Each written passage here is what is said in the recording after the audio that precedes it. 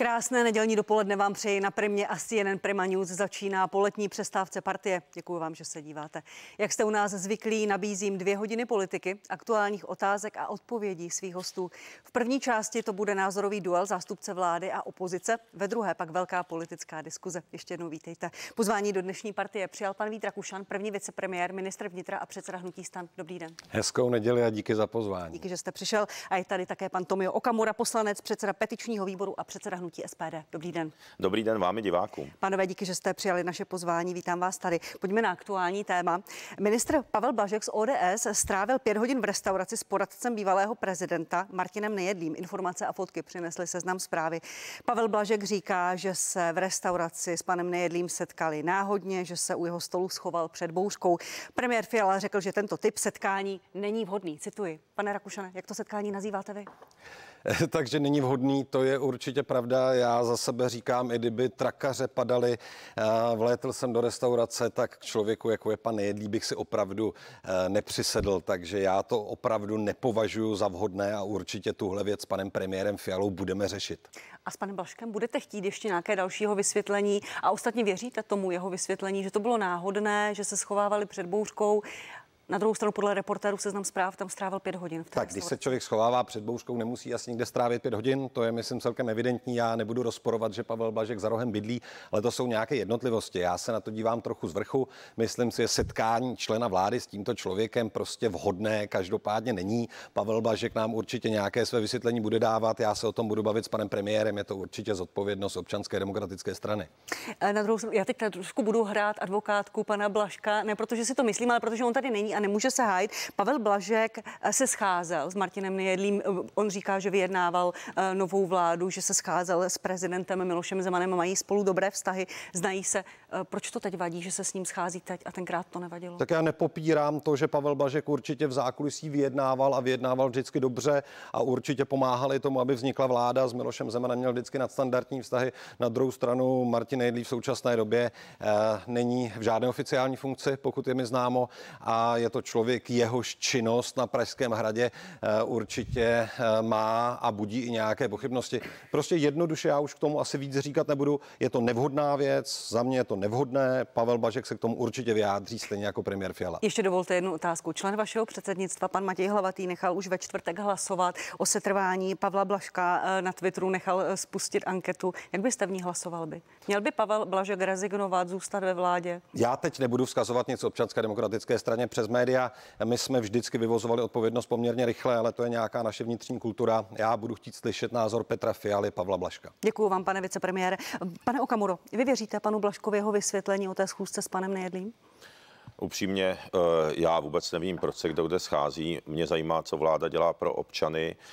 My si myslíme, že Fialova vláda škodí občanům České republiky. Víme, že Fialově vládě rozhodně důvěřuje už pouze 2% občanů. Vláda jako celek by měla podat demisi a odejít. To je můj názor. A nějaké dílčí problémy, nějaké schůzky, já vůbec nevím, co tam řešili a proč tam byli. A upřímně, jako já si myslím, že ty věci, které tady potřebujeme dneska i v pořadu řešit, to znamená kriminalita, to, že vláda chce zvyšovat daně, to my je řešit budeme, pane Okamuro, nicméně mě ten váš názor na to zajímá. Vy ani zástupci vašeho hnutí neodpověděli reportérům Seznam Zprávy, jestli jim ta schůzka vadí nebo nevadí. Proto mě zajímá váš názor, protože jste opoziční hnutí, vládu často kritizujete i za dílčí věci, jak sám říkáte. O té schůzce smýšlíte jak? Byla vhodná, nevhodná, řekněte mi to. Je to ministr spravedlnosti, pan Nejedlý.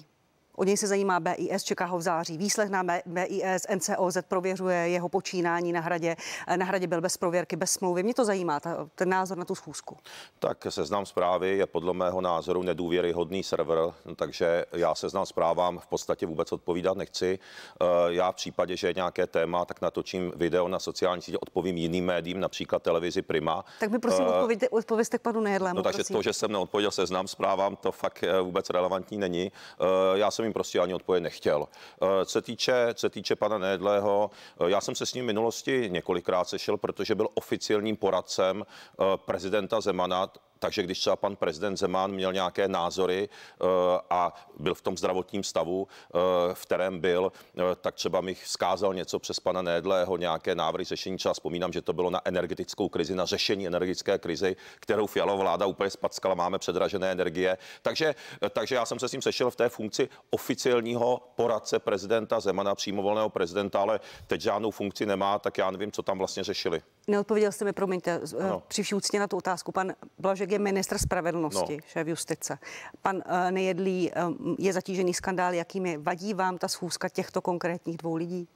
Víte, mně je to poměrně jedno, protože to, s kým se schází Fialová vláda, co tady řeší třeba pan ministr Rakušan v Evropské unii odsouhlasil migrační pakt EU, schází se tam prostě s kamarádičkama, který nám ničí panu zemi. Nejedlému, prosím. To mi třeba vadí víc, jako jo. A co týče pana Nejedlého, tak až bude z něčeho odsouzen, nebo až bude prověřen. Já ty informace z BIS nemám, my nejsme ve vládě, my nejsme ani ve vedení sněmovny. To znamená, až bude za něco odsouzen, tak dobrá, ale já se s ním nescházím teďka. On nemá žádnou funkci, já prostě nevím, jako co tam vlastně řešili, takže to si vyřešte ve vládě, ať to vyhodnotí voliči. Já nevím, proč tam pan ministr Blažek byl, já jeho práci nesleduju. Jako já mám na fungování Fialovy vlády velmi negativní náhled, ostatně i drtivá většina občanů s vámi nesouhlasí. Děkuji, pane Okamuro, za ty odpovědi. Děkuji vám i vám, pane vicepremiére. Pojďme k prvnímu tématu. Velké emoce v posledních dnech vzbudily 2 útoky na ženy, ze kterých jsou podezřelí cizinci. Je to znásilnění a pokus o vraždu v Plzni, nebo pokus o znásilnění nebo znásilnění v Praze Hostivaři. Pane vicepremiére, kritici vám vyčítají, že tajíte národnost těch 2 mužů, že jste tím dali prostor spekulacím, možná i dezinformacím. Někteří lidé, když jsem pročítala i diskuze na sociálních sítích, vás podezírají, že to děláte schválně. Ostatně vyzval vás i k tomu bývalý pan prezident Miloš Zeman v našem pořadu. Ať to odtajníte. Nezvažoval jste to alespoň na chvíli? Já jsem neviděl pořad s panem prezidentem, já se omlouvám, takže nevím, k čemu mě vyzýval. Teď to slyším od vás poprvé. Paragraf 8a trestního řádu. Národnost pachatele se nezveřejňuje. To je prostě postup Policie České republiky, který tady je. A možná právě v té chvíli, kdy jsme viděli reakce lidí, jako je Tomio Okamura a podobně, kteří okamžitě začali uplatňovat kolektivní vinu, okamžitě začali ukazovat na to, že násilí proti jednotlivci trestný čin, odporný trestný čin, 2 odporné trestné činy. Mnoho takových odporných trestných činů samozřejmě a bohužel spáchalo během tohoto roku, spáchali čeští občané. A já panu předsedovi Okamurovi rád sjednám schůzku se všemi, kteří chtějí redefinici znásilnění, kteří se k tomu budou vyjadřovat v té obecné problematice, protože to je problém. Ano, oběti znásilnění jako takové je problém. Ale že v té chvíli vyvoláme samozřejmě okamžitě střelbu do jedné skupiny obyvatel, byť vždycky trestný čin ze své podstaty je přeci individuální. Tady nelze uplatňovat nějakou kolektivní vinu, poukazovat na Ukrajince, na jiné cizince, na kohokoliv jiného. To je prostě absolutní nesmysl a naopak zveřejňování té národnosti jako takové maximálně povede k tomu, že dáváme střelný prach lidem, kteří chtějí ostřelovat protože vyvolávají strach, obchodují s nenávistí, prostě proti jedné skupině obyvatel. Děkuju, pane vicepremiére. Pane předsedo Okamuro, vyvoláváte strach, obchodujete s nenávistí, jak říká pan vicepremiér. Možná diváci zaznamenali vaši ostrou i roztržku na sociálních sítích. Pojďte si to tady vyříkat. Tak já jsem byl připraven na to, že bude pan ministr vnitra tady neustále lhát, protože, jak jsem říkal, dneska 58% občanů nesouhlasí s kroky vlády na podporu Ukrajinců a Ukrajiny. Je to průzkum Centra pro výzkum veřejného mínění Akademie věd. Vaší vládě dneska rozhodně důvěřuje pouhá 2% občanů. Je to fiasko. Souhlasí to s vaší politikou. Pane Okamuro, dostaneme se k tomu průzkumu i k politice vlády. Pojďte k tomu případu, nebo k těm 2 případům. Já jsem nikdy nic o kolektivně nenapsal, takže je to lež pana ministra, to jsou vaše zoufalé výkřiky, ale lhal jste tady i dál. On ten paragraf 8a nic totiž neříká o tom, že se nesmí zveřejňovat národnost. Za prvé, píše o tom, že paragraf 8a trestního zákoníku upravuje, co smí, jaké informace smí poskytovat orgány činné v trestním řízení. To politici nejsou to ani novináři. To znamená v okamžiku, že i média zveřejnili, že jsou to Ukrajinci, tak podle toho, co tady říká pan ministr, by asi měli být trestně stíhaní, že porušují zákon. Není to pravda. Vy jako politik tu národnost říct můžete. A navíc v zákoně o policii je jasně definováno, co to je definice totožnosti. A národnost mezi těmi údaji není. Je to komplex údajů, je tam státní příslušnost, rodné číslo, bydliště a tak dále. Takže vy jste tu národnost toho Ukrajince uvést mohl. Vy jste jenom uvést nechtěl, protože jste to prostě nechtěl a jste na straně toho útočníka. A úplně fatální je, já jsem ji uvedl hned a stal jsem se terčem útoku, měl jsem pravdu. A to, že já hájím oběť, že hájím slušné české občany proti nárůstu ukrajinské kriminality, což té statistice se tady doufám dostaneme, že kriminalita Ukrajinců narůstá. Ale chtěl jsem říct, vaše fatální úplně proto jsem napsal, že jste lidská hyena z růd a stojím za tím. Vy jste napsal po tom odporném znásilnění, kdy tu dívku v Plzni ještě ten kriminální prostě hodil do toho pytle, že, cituju vás, pane ministře, doufám, že jeho oběť bude nakonec v pořádku. Oběť v pořádku? Po brutálním znásilnění a pokusu o vraždu? Vy jste úplně mimo. Jak může být v pořádku? Ta oběť nebude nikdy v pořádku, pane ministře. Vy jste úplně mimo realitu. A vy jste ještě chránil prostě národnost té oběti. Měl jste říct úplně na rovinu, kdo to byl, aby občané si udělali obrázek. A ještě napíšete takhle hnusnou větu, doufám, že jeho oběť bude v pořádku. Vy jste úplně mimo. Ta nebude nikdy v pořádku. Děkuji, pane Okamuro. Zaznělo tady velmi silné nařčení. Pojďte se k tomu, prosím, pane ministře, vyjádřit. Já jsem čekal, že Tomio Okamura bude křičet. Čekal jsem to až za chvíli. On se vytočil hned na začátku, tak možná dobře. Tomio Okamura, člověk, který tady šíří dlouhodobě jako trojský kůň ruské narativy, který chce poukazovat na to, že Ukrajinci jsou viníky nějakého našeho neštěstí v zemi, která stále zůstává bezpečnou zemí a zůstává bezpečnou zemí. A tady v téhle chvíli policie ty dva případy, individuální případy odporného násilí rychle vyřešila. Já jsem na policisty pyšný, v horizontu 6 hodin pachatelé byli realizováni, pachatelé jsou trestně stíháni, a to oba dva, a jsou vazebně stíháni. To je ukázka toho, že se ke každému pachateli v České republice nezávisle na národnosti, pane Okamuro, nezávisle na národnosti přistupuje stejně. Rozdmíchávání toho strachu, který vy tady děláte, víte, k čemu vede? Že potom důchodci dávají klády na koleje. To je výsledek vaší zlé politiky. Už by vám to někdo měl říct a měl by si uvědomit, že poslední dobrý čin, který vy jste udělal, dobro ve veřejném prostoru, je možná pro ty plišáčky, které jste dovezl do České republiky. Ale od té doby jenom šíříte nenávist, používáte silná slova. Já jsem samozřejmě v každém případě trestného činu, ať ho spáchá cizinec, ať ho spáchá český muž, ať ho spáchá kdokoliv, vždycky budu na straně oběti. A ještě jednu větu řeknu. Moje hnutí se snaží o redefinici znásilnění. My se snažíme třeba aktivitou pod Svícnem pomáhat právě obětem domácího násilí, obětem znásilnění. Stavět mě proti oběti. To je váš umělý konstrukt, který se snaží vyvolat emoce a nenávist. Ještě jedna věc, pane ministře, to, co říká pan Okamura, že jste to mohli zveřejnit, tu národnost. A někteří lidé si dokonce myslí, že pokud byste to udělali, tak byste tím zabránili šíření různých dezinformací, konspirací a možná by se ta situace i uklidnila. Proto se na to ptám. Tak i kdyby, čím by se uklidnila, paní Tománková? Já asi se budu dívat na vás, protože pan Okamura stejně argumenty neslyší.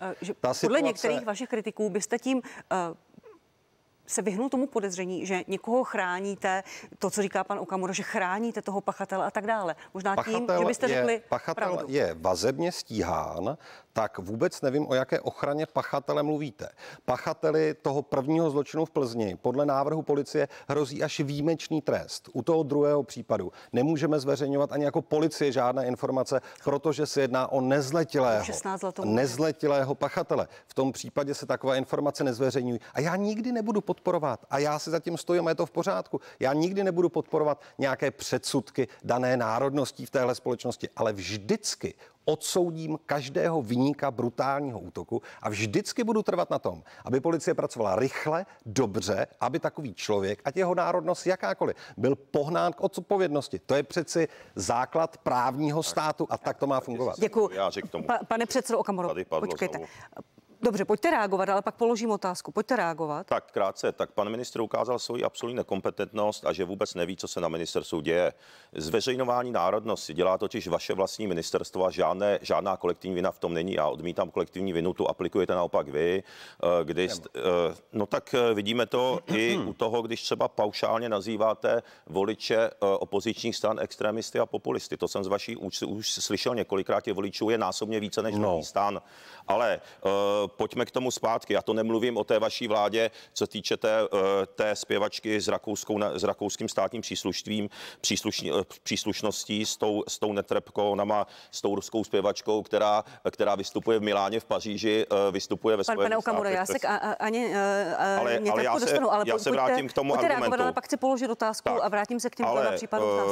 Ale takže ve vaší zprávě zpráva o stavu veřejné správy ministerstva vnitra za rok 2022 se uvádí věta, že nejvíce přestupků z cizinců spáchali občané Ukrajiny.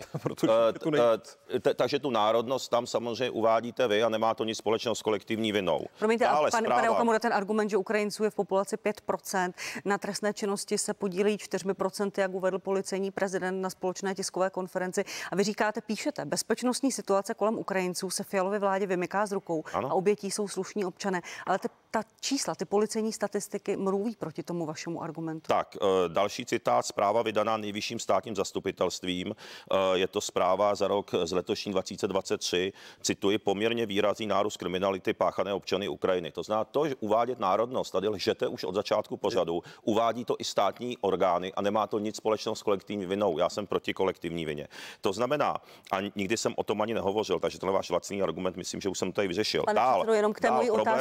Jsou tady nějaké policejní čísla, nějaké statistiky. Já vám je říkám. A vy říkáte, bezpečnostní situace kolem Ukrajinců se vládě vymyká z rukou.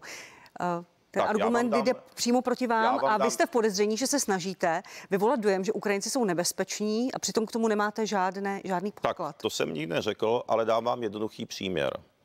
Pakliže máte koš s jablkem a jedno jablko víte, že v něm může být zkažené, dáte ho vašemu dítěti, nedáte mu celý koš. Je to stejné například, dám jiný příklad, když jsou třeba kontaminované potraviny. Když máme tady zkažené kuřecí, nakažené salmonelou z Polska, tak se stáhne celá šarže. To znamená, pan ministr je zcela prokazatelné. Ten příměr, co tím chcete říct? Chci říct tím, že samozřejmě, že i podle údajů tady nejvyššího státního zastupitelství a i podle údajů samotného ministerstva, já tady mám i statistiky nárůstu kriminálních činů Ukrajinců, je přímá úměra mezi množstvím těch migrantů, a je to i v celé západní Evropě, a mezi zvýšením trestných činů. To znamená, nemá to nic o kolektivní vině. Krátce řečeno, pakliže by vláda sem přijala zcela neřízené množství migrantů, těch Ukrajinců je tady téměř o 500 000 víc. Vy jste na ně vydali, jenom Ukrajincům jste dali, vaše vláda, už téměř 100 miliard korun z našich peněz, což je samozřejmě problém. Jenom v roce 2022 jste jim dali 40,5 miliardy korun. Mám to v té vaší zprávě ministerstva vnitra, přesně jsem si to sečetl. Policejním statistikám a k číslům trestných činů, které páchají Ukrajinci. Policejní statistiky mluví jinak, tak proto se na to tak to nemění, protože Policie České republiky, například zpráva od 1.1. do 13.12.2022, já to vezmu podle těch různých trestných činů, takže nejčastějšími příslušníky převaděčů byli občané Ukrajiny. Mám tady samozřejmě další, nejvíce přestupků cizinců spáchali občané Ukrajiny, na druhém místě Slováci, pak jsou tady Vietnamci, Bulhaři. Já bych tady mohl pokračovat nejvíce za trestnou činnost stíhání občané Ukrajiny, dokonce nárůst 38,1% v roce 2022. Takže není to o paušální vině, ale říkejme si na rovinu, že když tady ten problém je, tak vy to utajujete. Vy jste ho způsobili tou neřízenou migrací, vy jste způsobili to pnutí ve společnosti, vy z 58% občanů už s vámi nesouhlasí, co týče přístupu k Ukrajincům. My jsme na straně 58% a dokonce pouze 73% občanů už nevěří vaší vládě. To znamená, a to je pětikoalice. Pane vicepremiére, pojďte prosím k těm policejním statistikám a číslům. Děkuji, pane Okamuro. Ještě jenom mě zajímá bezpečnost českých občanů. Ano, já jsem placen českými občany. Mě zajímá, aby Češi se měli dobře, Češi měli bezpečno. A musím vám říci, bohužel nemám pro občany dobrou zprávu, protože kvůli téhleté vaší neřízené migrační politice, i to, jak se odsouhlasil migrační pakt EU, to znamená kvóty na přijímání afrických a islámských migrantů nebo placení výpalného, tak samozřejmě bohužel bude jenom hůř. Děkuji, pane Okamuro. Pane vicepremiére, pojďte prosím k policejním číslům. Slyšíte jenom to slovo jako výpalné, tato prostě mafiánská terminologie pana Okamury, kterou tady používá, to je něco příšerného. Počkejte, pane Okamuro. Pane Rakušane, promiňte. Snědých jablek, nebo respektive zdravých jablíček a jedno špatné, tak se vyhodí celý koš a věta předtím, já neaplikuju kolektivní vinu. Já tomu příměru, já jsem vám do toho taky nemluvil, nebuďte hulvát. Tak jsme do toho, tak jsme do toho. No tak když dáme košíček jednostilé, nedáme vlastním dětem a podobně. Takže nevím, kdo tady šíří. My ho nevyhodíme, my ho ani a teď vy jste to dělali vždycky. Ty vaše předsudky vůči Romům, popírání romského holokaustu, všechno tohle, my máme romské členy v SPD.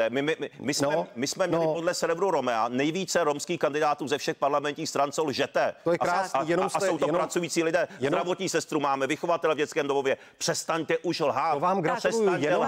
Jenom jste řekl, že ten nebyl oplocený. Vy lžete. Že to byl takový soft koncentrační.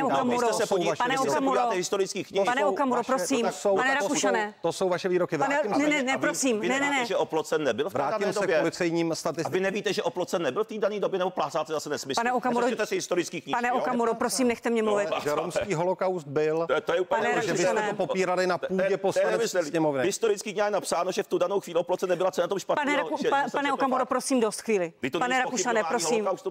Položím vám otázku. Pane Okamuro, pane Okamuro, pane předsedo Okamuro, prosím. Všichni občané jsou rovni, jakýkoliv vraždění lidí je špatně. A vy to tady obhajujete. Pane Okamuro, výborně. Vy tady obhajujete znásilnění a trestní činy vůči Čechům. Pan Okamura řekl úžasnou větu. Všichni jsou si před zákonem rovni. My jsme po naší diskuzi dospěli k tomu. My jsme po naší diskuzi dospěli k tomu, že kolektivní vina neexistuje. To jsem rád připustil to Tomio Okamura. Je to velký mentální posun v jeho životní cestě. Tak, děkuji vám.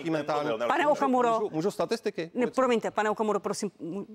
Děkuju. Teď chvíli, prosím, mlčte, já vám dám prostor. Prosím, pojďme tu debatu vrátit do nějakého rácia, do nějaké slušné roviny. Pane Okamuro, pane Rakušane, promiňte. Policejní statistiky. Vy jste prezentovali nějaká čísla s panem policejním prezidentem. Ano. Pan Okamura tady přečítá nějaké útržky z policejních zpráv. Jak to tady je? Ukrajinců je populace zhruba 5%, nárůst na trestné činnosti se podílejí 4%. Skoro 5,5. Já bych hlavně rozporoval jedno číslo, které tady pan Okamura říkal, i v těch celkových číslech. My jsme tady před válkou měli asi 200 000 Ukrajinců nebo 220 000 Ukrajinců. Ten celkový stav a počet Ukrajinců v současné době, ne že přišlo, ale celkový stav je asi 550 000.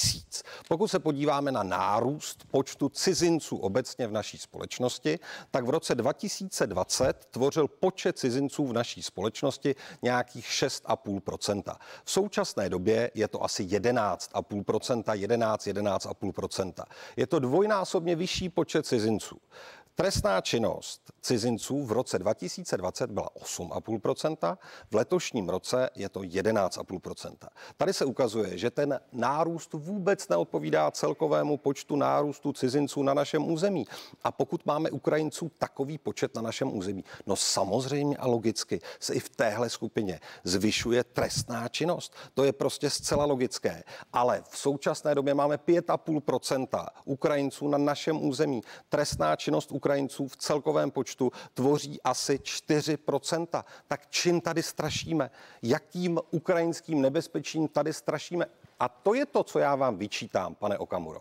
Ty svoje výňatky z nejrůznějších statistik, ten váš křik a poukazování na jednu skupinu obyvatel, víte, k čemu zase může vést? Může vést k tomu, že lidé proti té skupině použijí nějaké násilí. A tu zodpovědnost nesete vy, vaše politika, vaše nenávist. Tak, děkuju. Pane Okamuro, tady se nemusíte hlásit, já vám vždycky prostor dám a dávám i prostor k reakci. Pojďte reagovat na ta čísla, které jsme i my, diváci, viděli od policejního prezidenta. Je to nějaká statistika. 5,5% Ukrajinců v populaci, 4% trestných činů.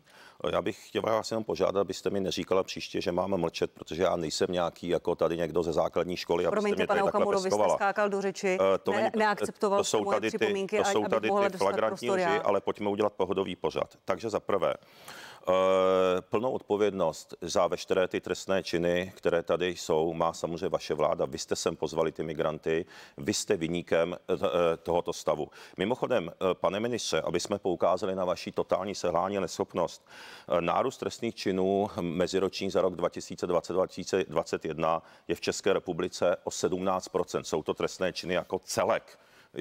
To znamená, vy vůbec nezvládáte funkci ministra. Když jsem slyšel vaši výmluvu, že to srovnáváme s rokem covidu, no to je šílený. Vaší ambicí by měl být pokles trestných činů. Máme tady nárůst. Mimochodem, za vašeho ministrování, za vaší vlády prudce narostl a teďka diváci, jsem se nespletl, je to správné číslo, Nárůst zadržených u tranzitní migrace je o 1643% za vašeho ministrování a nárůst záchytů nelegální migrace na území České republiky nárůst o 161%. To znamená hranice jak cedník. Vy jste zrušil samozřejmě i to chvilkové hlídání ostrahy hranic, protože to asi neumožňuje EU nebo neumožňuje. Tady vidíme tu politiku. A co se týče té migrace, my si myslíme, že by se měly hlídat hranice tak, aby samozřejmě čeští občané volný průchod, že jo, to je jasné, nebo na Mátkově, když vidí podezřelé autopolicista, ale prostě to, co zažívají lidé na Jižní Moravě u hranic, kolem toho Kyjova a podobně, tak já nevím, jestli vám taky píšou, jestli tam máte voliče, ale je to opravdu katastrofa. Bojí se chodit i ven večer. Pane předsedo Okamuro, promiňte, pojďme se vrátit k tématu. Říkáte, bezpečnostní situace kolem Ukrajinců se vládě vymyká z rukou. No tak to bez zesporu. Vy si myslíte, že Ukrajinci jsou nebezpeční? Tak já si myslím, že Ukrajinci jsou národ jako každý jiný v tom smyslu, že jsou tam dobří lidé, jsou tam špatní lidé. Já jsem nikdy nic nepaušalizoval, takže tyhle ty výkřiky tady pana ministra, to si myslím, že už jsou jenom zoufalé nějaké argumenty. Ale to, co znova, jak jsem tady znova říkal už z kraje pořadu, tak se vám tady citoval ze zpráv Nejvyššího státního zastupitelství, kde se jasně uvádí, že tam dochází k nárůstu. No to znamená, ty vaše útoky jsou zbytečné, protože já vám tady cituju z oficiálních zpráv a vy jako ministr vnitra máte řešit bezpečnost. Problém je, že se vám to skutečně vymklo z rukou a teď nechci být tady jakoby hlasatelem nějakých zvěstí a rozhodně to není strašení. Bohužel ta kriminalita bude pokračovat a bohužel budou oběti českých občanů kvůli vaší nezvládnuté migrační politice. My jsme říkali, že už je rok a půl poté, co vypukl konflikt na Ukrajině, vy vůbec nemáte pod kontrolou to, kdo ty je. Ty Ukrajinci tam jezdí na dovolenou, jsou to ekonomiční migranti, doznačeně za ekonomiční migranti. Ve vašem pořadu i prezident Zeman řekl na základě argumentu starosty Náchoda Birkeho, že jim tam přidělili mladé muže, kteří podle mého názoru by měli bojovat na Ukrajině. Je to úplně fiasko a sosají tady dávky přitom, jo? Tak, pane Rakušane, pan Okamura říká, že bude narůstat trestná činnost a že budou oběti čeští občané. To tady cituji pana Okamuru. V letošním roce, a zase vycházím ze statistik, je 6násobně nižší nárůst kriminality, než byl v loňském roce. Pokud srovnáváme, ano, pane Okamuro, s předcovidovým rokem, je nárůst. Protože to je relevantní údaj. Jo. Relevantní údaj je, že srovnáváme s rokem 2019, což byl předcovidový rok. Za srovnatelné období letošního roku a roku 2019, a nenechte se, občané České republiky, prosím strašit. Nenechte v sobě vyvolávat ten strach. Máme o 5 000 trestných činů méně v celkovém součtu. Za první polovinu letošního roku stoupla objasněnost, klesly dokonce 2 ukazatele, mravnostní trestná činnost, hospodářská trestná činnost. Ale já se musím vyjádřit obecně k těm Ukrajincům, o kterých teď hovoří. V téhle době roste podíl domácností, těch ukrajinských domácností, které mají příjmy z práce. V celkových číslech pracuje v České republice 110 000 Ukrajinců. Za loňský rok jenom na daňových odvodech prací ukrajinských lidí jsme získali do státního rozpočtu 8 miliard korun. Zpřísnili jsme od začátku července dávkovou politiku, tak jak to dělají ostatní státy v Evropské unii. Nestrašte, že se tady něco nezvládlo. Ti lidé se tady pokoušejí žít. Pane Okamuro, já tu zkušenost mám. Nejenom, že víc jak 70% české společnosti nějakým způsobem Ukrajinců u nás pomohlo. A budiž jim za to velmi poděkováno. Já mám i zkušenost tím, že taková rodina žila u mě. Já mám zkušenost tím, že ti lidé se bojí vás. Ti lidé se bojí proruských narativů v téhle společnosti, ruských trojských konňů, kteří rychle dávali své statuty podporující Putina pryč, jenom co vypukla válka. To je prostě vaše politika, vy v nich vyvoláváte strach a pokud budete teď mířit na to, že nějaká skupina obyvatel tvoří větší nebezpečí než jiná, tak logicky podprahově, aniž byste třeba tu větu vyslovil, vyvoláváte nenávist a povede to k tomu, že vaše strana vygeneruje další Pany Baldy. Tak, pane Okamuro, promiňte. Včera prošel protiukrajinský protest Plzní. Asi 100 lidí procházela městem, křičeli hrubá hesla proti Ukrajincům. Jak se na to díváte? Co se to dělo? Tak v Plzni jsou někteří občané nervózní, protože ministr vnitra a vláda tam nechala probíhat ty Bandera party, jak víte. Až po upozornění občanů tam došlo konečně k nějakému řešení, protože oslavovat Banderu, že Ukrajinci, kteří se sem nastěhovali, oslavují Banderu, prostě vraha Židů, banderovci jsou vrahy Židů, Čechů. Mimochodem i slavný lovec nacistů Simon Wiesenthal, určitě víte, o kom mluvím, ten mluvil o násilí, o zvěrstvech ukrajinských nacistů, kteří vyvražďovali Židy. To znamená to samozřejmě tam nervozita. Já jsem proti jakémukoliv názoru, já jsem pro svobodu názoru, ale jsem proti jakémukoliv násilí. Říkám, to říkáte, ale počkejte, vy jste mi neodpověděl, pane Okamuro, promiňte. Když jste viděl včera... Já jsem to neviděl, ale... Tak možná si pusťte ta videa. Oni procházeli městem a křičeli hrubá protiukrajinská hesla. Já je tady nebudu, jestli dovolíte opakovat. Byla proti Ukrajincům. Důležité, aby to bylo v souladu s zákonem, já jsem to neviděl. A jestli s těmi lidmi souhlasíte, jestli s nimi souzníte nebo je podporujete? Ani jsem neviděl ty hesla, tak je buď vyjmenujte, abych se mohl vyjádřit, nebo nevím, co mám říct. Záběry jsou tady na obrazovce. Bohužel pro diváky ta obrazovka je 10 metrů ode mě, tak já bych se rád vyjádřil, ale řekněte klidně ty hesla. Já se vyjádřím. Důležité je... Budu citovat velmi nerada. Táhněte domů. Křičeli ty lidé. No tak je to něco v souladu s rozporem zákona. To jsem neřekla, já se vás ptám, jestli s tím souzníte. No tak jestli jsou to občané, které nesouhlasili s Bandera Party v Plzni, tak já si myslím, že to je i poměrně adekvátní, protože Bandera Party, oslavat Banderu, který vyvražďoval prostě jakoby Židy, Čechy i volínské Čechy banderovci, to mi připadá opravdu neadekvátní, ale já bych ty výrazy rozhodně nepoužil. Já si myslím, že je to výraz, který je zbytečně silný, ale ty emoce občanů samozřejmě chápu vzhledem té kriminalitě i vzhledem k tomu, k čemu došlo v Plzni, jak tady pan ministr hájil nechtěl říct tu národnost. Ale pojďme říct těm financím. Vy tady zase neříkáte celou informaci. Znova vám říkám, že vaše vláda dala na Ukrajince už téměř 100 miliard korun. Jenom v loňském roce 40,5 miliardy na Ukrajince v Čechách a přes 40 miliard, a to už je údaj z jara, jste poslali formou zbraní. Tady lítá nějaká moucha, pardon. Jo, ale lítá... Moucha nám tady lítá ve studiu. Pane Okamuro, děkuji. Já ještě zůstanu u toho protestu v Plzni. Pane ministře Rakušane, Bandera Party, já se omlouvám, já ty informace nemám, pojďte se k tomu vyjádřit, něco tady zaznělo. Ale k Bandera Party vy si vyseknete jeden výsek a sám jste řekl, a to je vždycky taková ta jako hra, jo? Ta hra je vždycky hezká, taková záludná. Ve chvíli, kdy ta informace oficiálně byla, že něco takového se koná, tak tyhle ty akce, které nesí ten šílený název, a tady se shodnu, šílený název, tak samozřejmě skončily. Ale víte, co já bych ocenil? Kdyby kromě toho, co vy tady říkáte, Bandera Party, a podívejte se, koho oslavují, kdybyste někdy třeba vzal příběh nějakých dětí na základní škole, ukrajinských dětí, které jsou šikanovány. Já myslím, že vy byste zrovna proto mohl mít nějaké pochopení z důvodu toho, že mají nějaký jiný původ, že tam jsou. A právě vyvolávání nenávisti v té společnosti potom budou odnášet vždycky ty nejslabší. Budou to odnášet děti ve školách. Budou to odnášet ty, kteří konzumují to vaše nálepkování někoho jako nebezpečí pro bezpečnost občanů České republiky. Jednu větu mě dovolte. Já jsem ministr vnitra České republiky a české vlády. Pro mě je důležité, aby čeští občané, stejně jako všichni ostatní občané, nezávisle na svoji národnost, na území České republiky, kteří zde pobývají legálně, se cítili bezpečně. Takže tomu vy rozhodně svými výroky nepomáháte. Zastaňte se těch šikanovaných. Děkuji. Poslední reakce, pane Okamuro, to, že jste na tu vaší masovou vlnu toho přijetí Ukrajinců si mimochodem stěžuje už i Ukrajina, protože jí to velmi oslabuje ekonomicky a chybí pracovní síly. Jen tak mimochodem. V loni jste říkali, včetně ukrajinského velvyslance Prebinise, a není to vůbec o kolektivní, co mi to podsouváte, strašíte, vy jste žádný rasismus ani žádný odsuzování v životě nenašel, v životě nezažil. To zažívám já. To znamená, ne, vy s tím má zkušenosti plácáte nesmysly, protože tu nenávist a tu nevraživost vzbuzuje vaše vláda, vaše ukrajinská vláda. Vy nejste český ministr, vy jste podle mého názoru ukrajinský ministr, ale to vzbuzujete vy tím, že jste přijali tu neřízenou vlnu, že jste přijali 500 000 cizinců navíc, bez kontroly.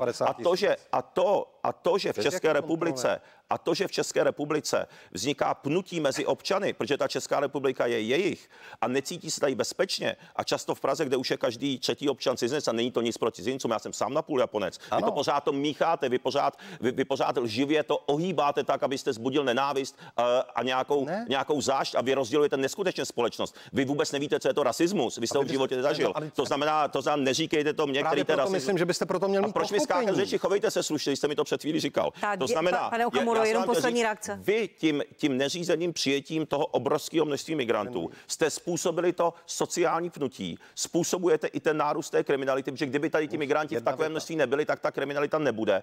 A teď se vymlouváte, házíte na někoho jiného, je to zoufalé. A poslední věta. plnou odpovědnost za ekonomické problémy, za bezpečnostní problémy a sociální klíč ve společnosti má vaše vláda, která to způsobila. Tak to neházejte na někoho jiného. Jednu větu jste. Jo, ale pokud se někdo, jedna otázka, jdeme od Ukrajiny. Já chápu, že vaše pozice zaujímá pomalu Andrej Babiš, tlačí se do toho populistického směru. Vy musíte být ještě tvrdší a ukázat, jak jste tvrdí. A já právě říkám, že vy byste proto přeci měl mít pochopení. Vy jste člověk, který ukázal, že sem přijde, že nějaký typ migrace má smysl, ten člověk se tady uplatní a zažil si nálepkování. Nenálepkujte. Ale to není žádná urážka. Já prostě pokud má někdo částečně jiný původ, mě na rozdíl od vás to, pane Okamuro, nevadí. A to je ten rozdíl. Věta k tomu, co vy vy už tady... teda scházíte hodně nízko. Já říkám, ale to nikomu přeci nevadí. To nikomu nevadí. Říkáte, že jsem cizinec. To je mezi námi ten rozdíl, který tady je. Mně nevadí cizí trendy v naší společnosti. A ta migrace nebyla nekontrolovaná. Pozor, není to 500 000 lidí na našem území, kteří přišli. Uvádějme správná čísla. Je tady 350 000 lidí, kteří přišli. Kontrolovaní jsou, protože všichni prošli přesnou přeregistrací. A my díky tomu máme představu, ať už onlineovou, nebo vyznačením vízového štítku přímo na ministerstvu vnitra. Ti lidé přišli a byli registrováni. Jaký ekonomický migranti? 110 000 lidí tady pracuje, to je prospěšné pro naše hospodářství, pane Okamuro. Prosím vás, už jste dali Ukrajině 100 miliard a to ty lidi ani zdaleka nevrátili. A ti lidé nám to vrátí. No, tak to. Už víte od pana Lipavského nebo od pana premiéra, kdy bude mít česko-ukrajinského velvyslance. Není tady rok, kdy pan Perbinis odjel zpátky na Ukrajinu. Je tady mnoho ukrajinských občanů. Vy jste sám zmínil, že by to bylo velmi nápomocné i v té praktické, ale samozřejmě i v té symbolické rovině, protože jsme velkým spojencem Určitě Ukrajiny. Ano a pan ministr Lipavský teď opakovaně po naší dohodě poslal dopis svému ukrajinskému protějšku, aby situaci s velvyslancem, s právoplatným velvyslancem v Praze řešili opravdu rychle. Já jsem tu samou informaci předával i skrze pana prezidenta Pavla, s kterým jsem o tom také hovořil. Stejně tak bude intervenovat pan premiér Fiala a my doufáme, že ta reakce té ukrajinské strany bude v řádu opravdu týdnů nebo krátkých měsíců. Velmi krátce. Vy víte, kde to vázne? Proč už rok tady nemáme velvyslance? Kde je problém? Tak spíš je to, že Ukrajina má mnoho těch problémů doma a řada těch kvalitních diplomatů samozřejmě zůstává i na jejich ministerstvu zahraničních věcí. Opravdu ve chvíli, když je ruský agresor, kterému tady některé politické strany fandí, prostě napadne, ve chvíli, kdy tady máme prostě situaci války proti jednomu národu, tak holt se spíše koncentrují na svoji domácí politiku. Dám vám prostor, pane Okamuro, vy jste mával rukou, že s tím nesouhlasíte, že to je nějakým jako organizačním problémem způsobeno. Tak jenom ještě zareaguji na jednu lež. Já jsem nikdy neřekl, že jsem pro ruský ani pro ukrajinský. To jsou zase ty lži. Vy už, jak vaší vládě věří už jenom 2% lidí, tak už opravdu dáváte ty argumenty. A argument si prostě vylžete všechno. Aha. To znamená, já jsem pro český a pro mě Česká republika na si na rozdíl od vaší vlády. Ale pojďme k tomu argumentu. Přeci v mezinárodní politice, já jsem se pohyboval 20 let mezinárodní biznisu a zajistil jsem se tak. Vy s tím vůbec nemáte zkušenosti s úspěšným mezinárodním biznisem. Nemám. Vůbec nic jste nedokázal. Děti, to je taky dobrý, ne? Dobrý, ne? No počkejte, vy jste narážel na můj biznis v úvodu pořadu, tak nevím, o čem mluvíte. No tak hlavně, že jste to komentoval v úvodu. Takže chtěl jsem jako jste se do mě navážel. To znamená, vy vůbec nevíte, jak se to dělá. To znamená, ono je to s tím ukrajinským velvyslancem vlastně to samé, jako vy předvádíte. Důvod je jednoduchý. Prostě pro Ukrajinu je Česká republika na vedlejší koleji. Je to jako s tím Tajvanem, kdy si tam paní Pekarová s panem Vystrčilem, výsledek je, že dostali oni osobní vyznamenání, ale ve finále ta továrna na čipy je v Německu, přitom Němci udrží korektní vztahy s Čínou a pravidelně na Tajvan nejezdí. Je to fiasko, je to výsměch, protože v diplomacii platí, že pakliže by ta země, konkrétně teďka mluvíme o Ukrajině, skutečně brala Českou republiku jako důležitého partnera, tak tady ten velvyslanec už je. Je to tak a nevymlouvejte se. Tak děkuji. Pojďme k vládnímu úspornému balíčku. My jsme viděli ve sněmovně první dějství v červenci, po letních dovolených nás čekají další. Pane vicepremiére, je pravdou, že se balíček změní, že stát vaše hnutí prosadil poměrně významné změny a své nápady. Uvedu příklad, příjmy z daně z nemovitostí mají zůstat ve 100% obcím a mají nastat i změny kolem DPH do 12% sazby, mají jít pleny, menstruační pomůcky, kojenecká voda. a tak dále. Já nebudu asi teďka komentovat a omluvte mě, prosím, ty jednotlivosti toho vyjednávání. My máme jednu zásadu v rámci vyjednávání takzvaného formátu K15, to jsou předsedové, ekonomičtí experti jednotlivých stran a hnutí a my budeme komentovat až ten výsledný kompromis. S tím výsledným kompromisem, jenom prosím, ten princip je důležitý. Já vám rozumím, kompromisem musí souhlasit všech 5 koaličních stran. Rozumím, ale pan Lacina včera pro média, ten článek se objevil na iDnesu v Mladé frontě, říká, že to tam tak nějak je a že doufá, že to bude prosazeno. No, tak já obecně je to řeknu, pravda, že tyto změny jste prosadili? obecně řeknu princip toho, že daň z nemovitosti jako ten příjem, a to já jako starosta, který starostoval téměř 10 let, moc dobře vím, je něco, co zůstávalo městům a obcím, umožňuje jim to samozřejmě nějaký plánovaný a předvídatelný ekonomický rozvoj. Tak my od začátku říkáme, že ano, tato daň z našeho pohledu by skutečně v obcích a městech v České republice měla zůstat. Takže to je jedna z těch věcí, kterou my dlouhodobě prosazujeme. Vstoupili jsme s tím do vyjednávání o konsolidačním balíčku, ale jestli toto bude platit, to vám teď nejsem schopen říci, protože ta jednání ještě nebyla uzavřena. Říkám úplnou pravdu, odpověděl jsem i přesně na vaši otázku. Jenom jedna poznámka k daní z nemovitosti. Starostové mohli mít navýšenou daň z nemovitosti, ten koeficient šlo navýšit až 5krát. Udělalo to jenom velmi malé procento starostů. Teď chtějí tu zvýšenou daň o 100% si nechat na politické náklady ale vlády. To vám nevadí? Já si myslím, že rozvoj města, obcí, jejich finanční soběstačnost, rozvoje regionů v téhleté těžké chvíli jsou opravdu důležité, protože co si budeme povídat, lidé primárně konzumují ten život v těch svých vesnicích, městech a obcích v České republice. Já to považuji za racionální princip. Mimochodem, já jsem zdědil tehdy nejzadluženější město v republice, Kolín, které jsme celkem výrazně oddlužili a jedním z instrumentů, který jsme použili a museli jsme to velmi dobře vysvětlovat veřejnosti, prostě bylo i zvýšení koeficientu daně z nemovitosti, protože prostě to město jako takové hledalo vlastní instrumenty, kterými může své finanční zdraví podpořit. To daň z nemovitosti je principiálně, aby zůstala městům a obcím, je správně. Děkuji vám. Pane předsedo Okamuro, v tom první čtení toho balíčku trvalo 27 hodin čistého času. Vy jste také mluvil dlouho. Bylo to dlouho, ale řekněme si, někteří novináři čekali, že to bude horší. Bude to horší na podzim? Tak podívejme se na to, já navážu na pana ministra. Takže vláda předloží konsolidační balíček, jednáme tam o tom několik dní a pak se ukáže, že to ani nemají vzájemně dojednaný. A teďka připravují změny. Je chaos, zmatek. Mimochodem Česká národní banka už reagovala na ten váš návrh konsolidačního balíčku, že připraví českou ekonomiku 80 miliard korun, takže to i odborníci říkají. Jinak já bych pro diváky řekl, vy tím konsolidačním balíčkem, a cituju ministra Stanjuru, připravíte, vytáhnete z kapes všech českých občanů příští rok 31 miliard korun a po příští rok 70 miliard. Dohromady 101 miliard. Proč to říkám? A přesně těch 100 miliard cca jste dali Ukrajincům. To znamená, Ukrajincům peníze posíláte, český občany sdíráte z kůže, k tomu připočtěte ještě snížení té valorizace důchodu, kterou jste si prosadili v červnu. No takže to je prostě fatální. A mimochodem... Pane předsedo, budete obstruovat? Má hnutí SPD plán? Rodí se tam nějaký plán, jak budete postupovat v druhém My jsme neobstruovali.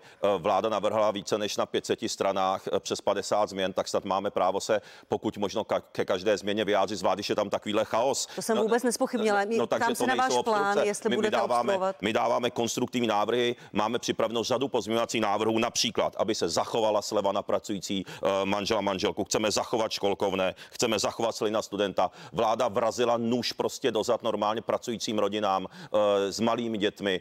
OSVČ prostě sedřete z kůže prostě dohromady o miliardy, zvýšíte odvody, léky zdražíte, mluví o tom samozřejmě i tady asociace farmaceutického průmyslu. Prostě zdražíte bydlení a my se k tomu vyjádřovat budeme. Mimochodem teďka novinka dnešní, ještě jenom ale k mé otázce, promiňte, budete obstruovat?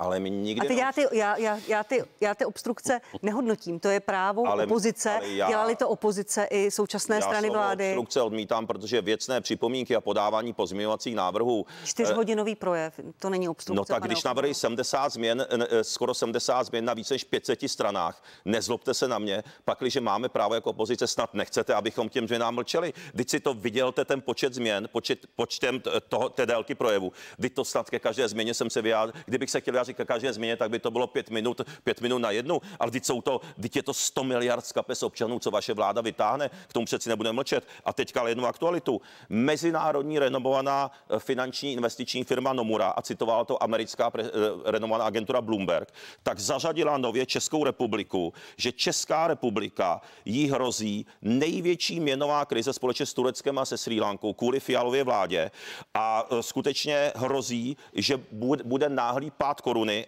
a další velké schudnutí lidí. To znamená už i obrovské mezinárodní organizace. Děkuji, pane předsedo.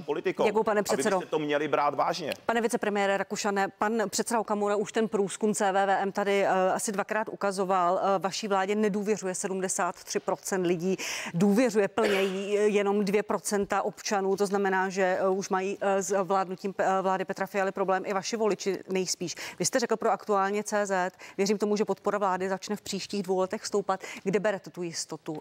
Od 1. ledna mají naběhnout změny z konsolidačního balíčku, které sáhnou lidem do peníze a do rozpočtu domácností.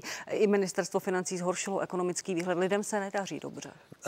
Tak ta věta, možná já nemám ve zvyku opravovat moderátory a chovám se uctivě, ale já jsem řekl věřím a vy říkáte, kde berete tu jistotu. Jistotu samozřejmě člověk nemá. Pokud řeknu, že věřím, tak dobře, věřím proto... Beru zpátky slovo jistota, chápu, tak kde berete tu víru?